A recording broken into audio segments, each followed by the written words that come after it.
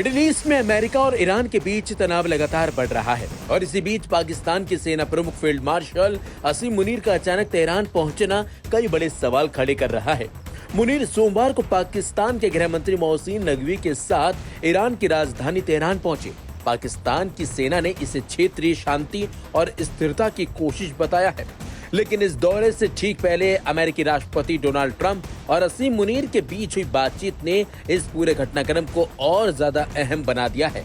Report के मुताबिक Trump ने पिछले हफ्ते खुद पहल करके मुनीर से फोन पर बातचीत की थी। इस बातचीत का आधिकारिक ब्यौरा सार्वजनिक नहीं किया गया, लेकिन पाकिस्तानी सूत्रों के मुताबिक अमेरिका की मुख्य अपील थी कि पाकिस्तान अपने प्रभाव का इस्तेमाल करके ईरान को दोबारा बातचीत की मेज पर लाने की कोशिश करे। यानी सवाल यह है कि क्या मुनीर तेहरान सिर्फ पाकिस्तान ईरान संबंधों के लिए पहुंचे हैं या उनके हाथ में वॉशिंगटन का कोई संदेश भी है।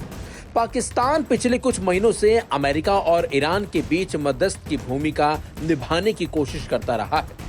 जून में दोनों देशों के बीच एक अंतरिम समझौता भी हुआ था, लेकिन बाद में बातचीत पटरी से उतर गई। अब एक बार फिर दोनों देशों के बीच अविश्वास गहरा है और इसी बीच पाकिस्तान ने अपना सबसे प्रभावशाली सुरक्षा अधिकारी तेहरान भेजा है। तेहरान पहुंचने के बाद असीम मुनीर और मोहसिन नकवी ने ईरान के आंतरिक मंत्री एस्कंदर मोमेनी से बातचीत की और मुलाकात की। रिपोर्टों के मुताबिक इस दौरे का सबसे बड़ा मुद्दा अमेरिका ईरान तनाव और रुकी हुई शांति वार्ता को फिर से शुरू करने की कोशिश है। कुछ पाकिस्तानी सूत्रों ने यह भी बताया है कि नए प्रस्तावों में हुर्मुज जल रमरू मध्य को खोलने और अमेरिका ईरान के बीच सीधी बातचीत बहाल करने जैसे मुद्दे शामिल हो सकते हैं। हालांकि इन प्रस्तावों का पूरा ब्यौरा सार्वजनिक नहीं किया गया। यही हुर्मुज इस पूरे संकट का सबसे संवेदनशील मोर्चा है। ईरान की ओर से इस रणनीतिक जल मार्ग को लेकर लगातार चेतावनियां दी जा रही है, जबकि अमेरिका इस क्षेत्र में आर्थिक और रणनीतिक दबाव बढ़ा रहा है। अगर हुर्मुज लंबे समय तक बाधित रहता है तो इसका असर तेल सप्लाई, शिपिंग और पूरे विश्व अर्थव्यवस्था पर पड़ सकता है। लेकिन मुनीर की तेहरान यात्रा का एजेंडा सिर्फ अमेरिका ईरानी बातचीत तक सीमित नहीं है। पाकिस्तान के सूत्रों के मुताबिक ईरान समर्थित हूती समूहों के सऊदी अरब पर हालिया हमलों और पाकिस्तान तुर्की सऊदी अरब के नए रक्षा समझौते पर भी चर्चा हो सकती है। यानी पाकिस्तान एक साथ ईरान, अमेरिका और अपने अरब सहयोगियों के बीच संतुलन बनाने की कोशिश कर रहा है। अब सबसे बड़ा सवाल यही है, क्या असीम मुनीर अमेरिका का संदेश लेकर ईरान पहुंचे हैं? क्या पाकिस्तान वाकई अमेरिका और ईरान के बीच नई शांति वार्ता शुरू कराने वाला है, या फिर इस दौरे के पीछे पाकिस्तान के अपने रणनीतिक हित भी छिपे हैं? फिलहाल पाकिस्तान इसे शांति और स्थिरता की पहल बता रहा है, लेकिन ट्रंप से मुनीर की बातचीत, उसके तुरंत बाद तेहरान दौरा और हुर्मुज को लेकर चल रहा तनाव, इन तीनों घटनाओं ने साफ कर दिया है कि असीम मुनीर का यह दौरा सामान्य कूटनीतिक यात्रा से कहीं ज्यादा महत्वपूर्ण है। मक्का एग्रीमेंट के बाद मुनीर ईरान पहुंचे हैं। दरअसल खबरें ये भी थी कि इस्लामिक नाटो में ईरान को भी शामिल किया जाएगा, लेकिन ऐसा हुआ नहीं। ऐसे में माना यही जा रहा है कि ईरान को समझाने के लिए मुनीर ईरान पहुंचे हैं। अब नजर इस बात पर है कि मुनीर तेहरान से क्या लेकर लौटते हैं। अमेरिका के लिए बातचीत का रास्ता, ईरान की कोई नई शर्त, या फिर मिडिल ईस्ट के इस सबसे बड़े संकट में पाकिस्तान की कोई नई रणनीति। इस पूरे मसले पर आप क्या सोचते हैं? इस मुद्दे पर कमेंट सेक्शन में जरूर बताइएगा और ऐसी तमाम खबरों को पढ़ने के लिए डाउनलोड कीजिए लाइव हिंदुस्तान ऐप।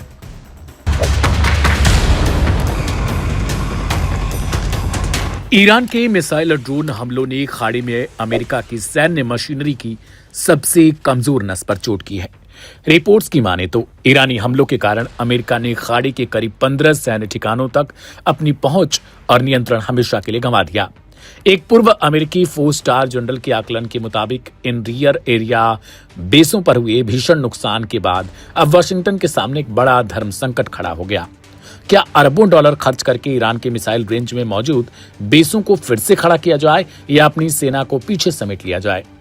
ईरानी मिसाइलों और ड्रोनों ने खाड़ी देशों में मौजूद अमेरिकी रियर बेसों को सीधे जंग के मैदान में तब्दील कर दिया। बहरीन, कतर और संयुक्त अरब अमीरात में बने अमेरिकी hanger, barrack, radar system, fuel depot और कम्युनिकेशन सेंटर्स को भीषण नुकसान पहुंचा है।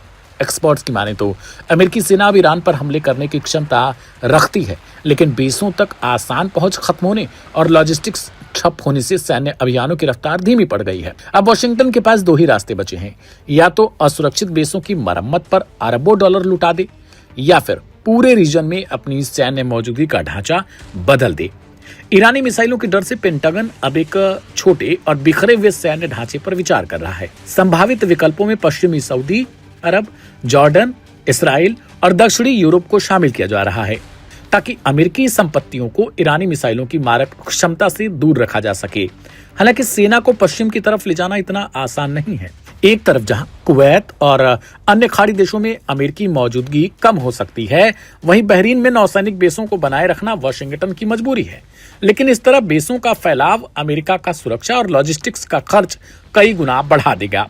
खाड़ी के ठिकानों पर हुए हमलों के बाद हिंद महासागर में स्थित डिएगो गार्सिया अमेरिका के क्षेत्रीय रसद अभियानों के लिए सबसे अहम बैकअप बनकर उभरा है। लेकिन डिएगो गार्सिया से सप्लाई रूट लंबा होने के कारण सेना का ट्रांजिट टाइम 3 गुना तक बढ़ गया।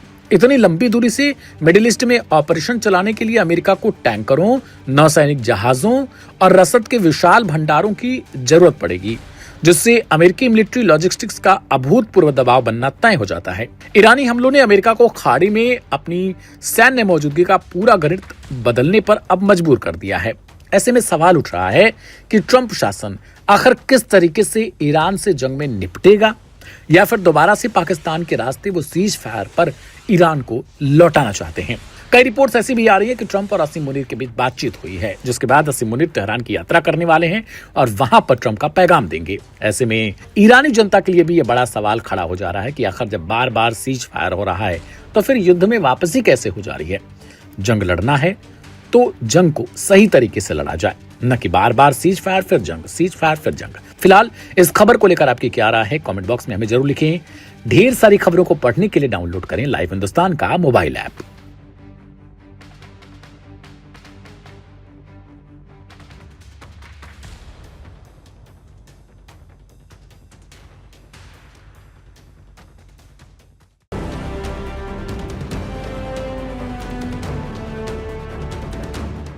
यमन के हूती लड़ाकों ने सऊदी अरब को बहुत बड़ा झटका दिया है। सीमा पर एक बार फिर ड्रोन वॉर भड़क चुका है। एक तरफ यमन के हूती विद्रोहियों ने सऊदी अरब के टोही ड्रोन स्कैन ईगल को मार गिराने का बड़ा दावा किया, तो दूसरी तरफ यमन की सरकारी सेना ने सीमावर्ती इलाके अल वादिया में तबाही मचाने आ रहे हूती ड्रोन को हवा में भस्म करने का भी दावा किया। बाबल मंदेब जलडमरू मध्य में बारूद से भरी नावों को निशाना बनाया जा रहा है। यमन की हूती संचालित समाचार एजेंसी सबा ने सैन्य सूत्रों के हवाले से रिपोर्ट दी है